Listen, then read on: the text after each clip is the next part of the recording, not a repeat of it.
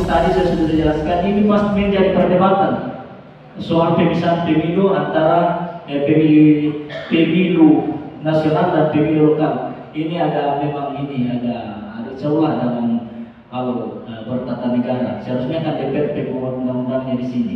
Tapi apapun itu nantinya, menurut saya terkait putusan Mahkamah Konstitusi ini, kan pasti akan mencari solusi. Menjadi output daripada itu menurut saya ya pasti ada revisi undang-undang nanti. Karena otomatis putusan Mahkamah Konstitusi ini nggak bisa kami buat lagi. Walaupun ada kabarnya saya dengar kemarin juga, saya cuma baca di berita putusan Mahkamah Konstitusi sedang digugat. Saya juga bingung dengarnya. Nah, berarti kalau tidak ada perubahan undang-undang, pemilu untuk DPRD provinsi dan kabupaten kan tetap menggunakan Undang-Undang 7 2017.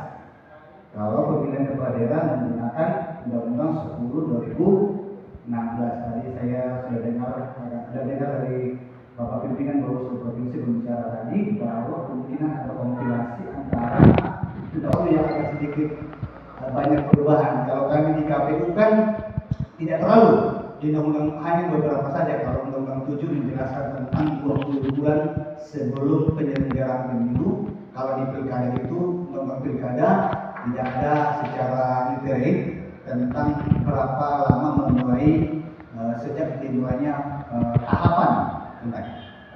Yang lainnya praktis tidak terlalu ini karena kan sifatnya teknis, hal-hal yang diatur itu tidak terlalu jauh beda.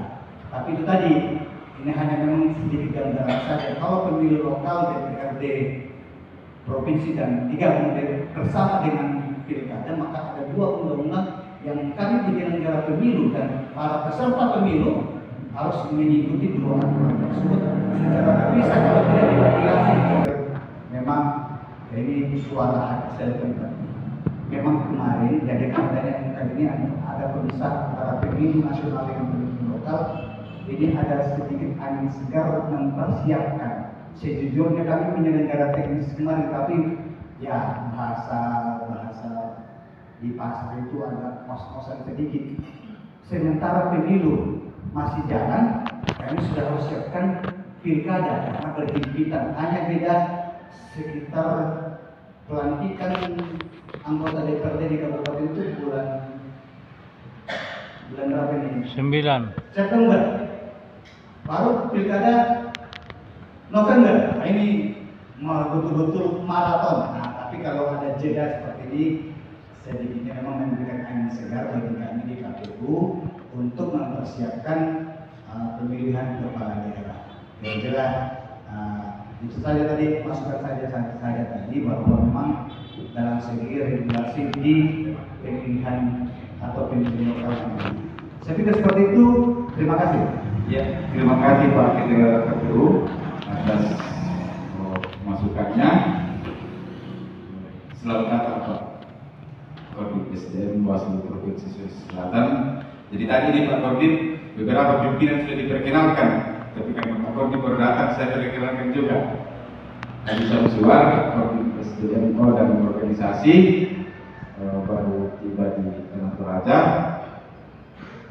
untuk membersihkan kita pada kegiatan saat ini. Ya, jadi itulah 3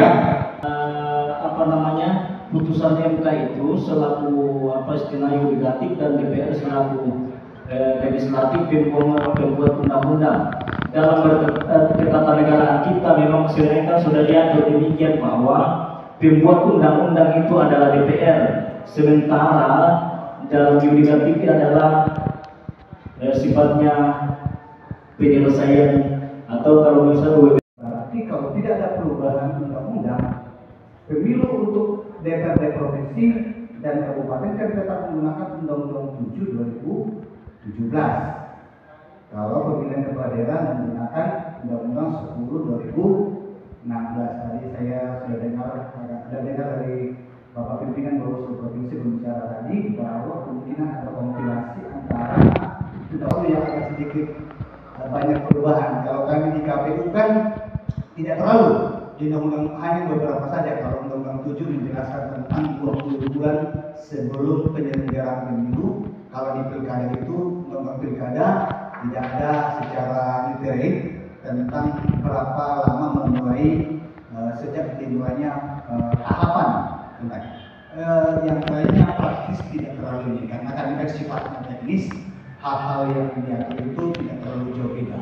Tapi itu tadi, ini hanya memang sedikit gambaran saja. Kalau pemilu lokal DPRD provinsi dan 3 bersama dengan pilkada, maka ada 2 undang-undang yang kami penyelenggara pemilu dan para peserta pemilu harus mengikuti 2 undang-undang tersebut secara terpisah kalau tidak diregulasi. Memang ini suara hati saya pribadi. Memang kemarin jadi adanya yang ini ada pemisah antara pemilu nasional dengan pemilu lokal.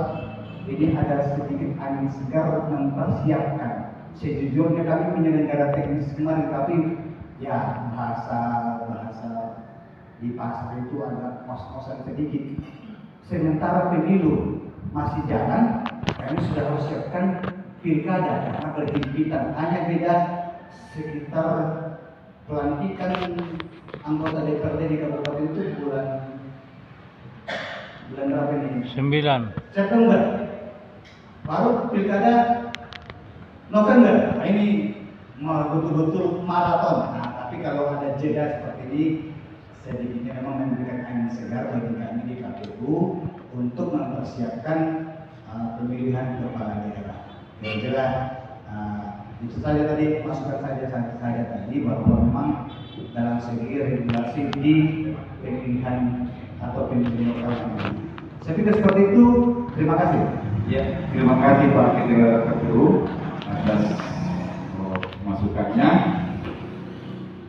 Selamat datang Pak Korbit SDM Bawaslu Provinsi Sulawesi Selatan. Jadi tadi di Pak Korbit beberapa pimpinan sudah diperkenalkan, tapi kan Pak Korbit baru datang, saya perkenalkan juga. Tadi Syamsuar, Korbit SDM dan organisasi baru tiba di Tanah Toraja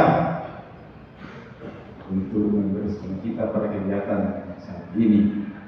Ya, jadi itulah 3 putusan MK itu selaku istilahnya yudikatif dan DPR selaku legislatif pembuat undang-undang. Dalam ketatanegaraan kita memang sebenarnya sudah diatur demikian bahwa pembuat undang-undang itu adalah DPR, sementara dalam yudikatif adalah sifatnya penyelesaian atau kalau misalnya yang kita masuk Tanah Toraja, saya tanya apa dasarnya KPU atau jajaran KPU tidak memberikan data ya kepada pengawas pemilu. Misalnya ketika kita mau verifikasi administrasi dengan calon misalnya pilkada, itu kan KPU yang mendaftar itu KPU. Dokumen-dokumennya itu hanya dipegang oleh KPU. Lalu Bawaslu mengawasi data yang mana? Administrasi misalnya. Soal ijazah ini contoh banyak kasus ijazah yang ditengarai setelah disahkan oleh KPU ternyata ijazah palsu. Lalu kemudian dibawa-bawa oleh Bawaslu. Ini juga kelemahan Bawaslu tidak memeriksa. Bagaimana cara bisa memeriksa? Dan dokumen itu diproses sepenuhnya oleh KPU. Nah, itu yang pertama. Yang kedua, ketika teman-teman pengawas pemilu bekerja untuk memastikan data pemilih, mereka juga tidak pegang data. Datanya itu ada di kekuasaan di bawah penguasaan KPU dan tidak diserahkan kepada Bawaslu atau jajaran Bawaslu untuk sama-sama melakukan verifikasi faktual. Saya tanya itu larangannya gimana? Apakah Oke baik, tapi apapun tadi saya sudah jelaskan, ini pasti menjadi perdebatan soal pemisahan pemilu antara pemilu nasional dan pemilu lokal. Ini memang ada celah dalam kalau bertata negara. Seharusnya kan DPR pembuat undang-undangnya di sini. Tapi apapun itu nantinya, menurut saya terkait putusan Mahkamah Konstitusi ini, kan pasti akan mencari solusi, menjadi output daripada itu. Menurut saya ya pasti ada revisi undang-undang nanti, karena otomatis putusan Mahkamah Konstitusi ini nggak bisa dibuat lagi. walaupun ada kabarnya saya dengar kemarin juga saya cuma baca di berita putusan Mahkamah Konstitusi sedang digugat. Saya juga bingung dengarnya. Diskusi yang kita bahas dulu.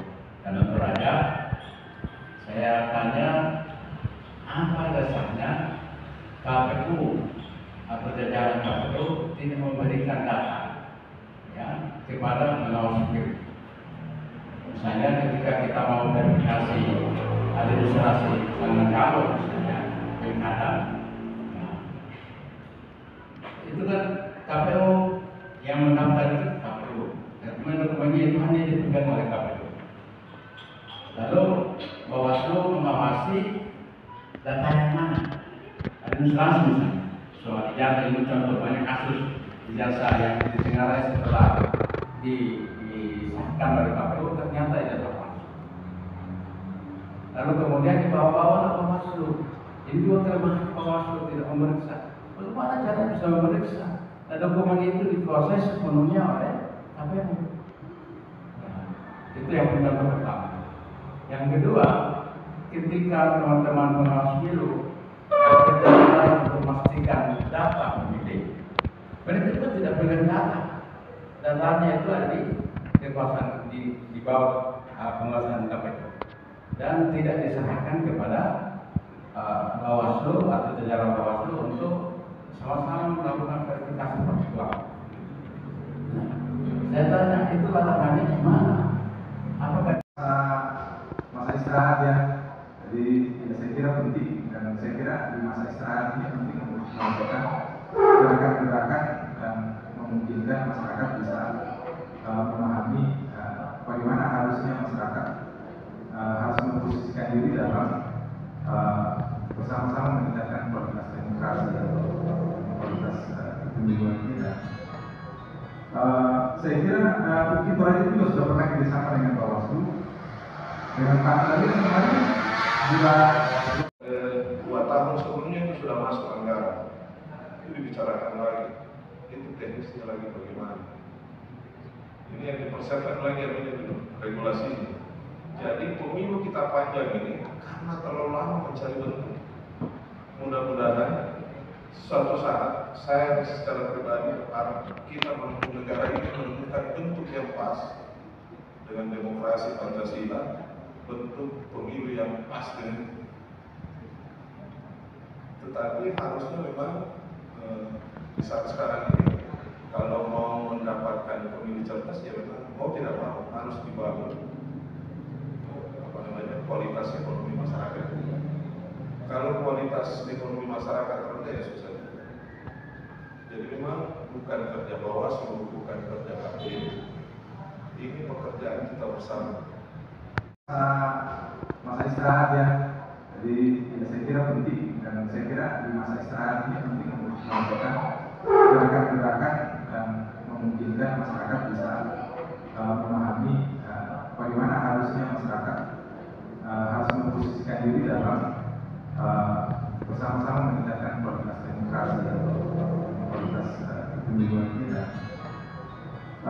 Saya kira itu aja juga sudah pernah kerjasama dengan Bawaslu, dengan Pak tadi kemarin juga 2 tahun sebelumnya itu sudah masuk anggaran, itu dibicarakan lagi, itu teknisnya lagi bagaimana. Ini yang dipersiapkan lagi adanya regulasinya. Jadi pemilu kita panjang ini karena terlalu lama mencari bentuk. Mudah-mudahan suatu saat saya secara pribadi berharap kita menemukan negara ini menemukan bentuk yang pas dengan demokrasi Pancasila, bentuk pemilu yang pas dengan. Tetapi harusnya memang di saat sekarang ini kalau mau mendapatkan pemilu cerdas ya memang mau tidak mau harus dibangun kualitas ekonomi masyarakat. Kalau kualitas ekonomi masyarakat rendah ya susah. Jadi memang bukan kerja Bawaslu, bukan kerja KPU. Ini pekerjaan kita bersama. 2 tahun sebelumnya itu sudah masuk anggaran, itu dibicarakan lagi, itu teknisnya lagi bagaimana. Ini yang dipersiapkan lagi adanya regulasinya.